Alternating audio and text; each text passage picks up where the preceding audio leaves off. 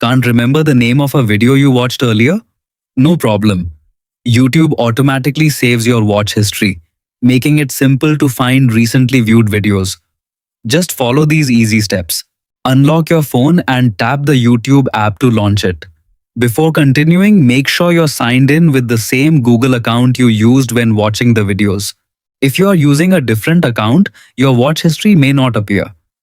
Step 2. Once YouTube opens, look at the bottom right corner of the screen and tap the U tab. This section contains your profile, playlists, downloads, and viewing activity. Step 3.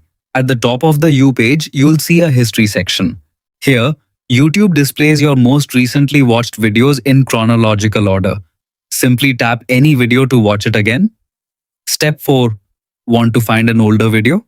Tap View All next to the History section. This opens your full watch history, where you can scroll through videos you've watched over time.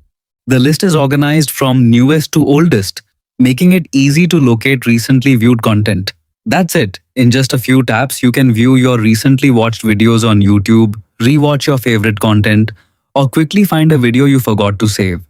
It's one of the easiest ways to keep track of everything you've been watching.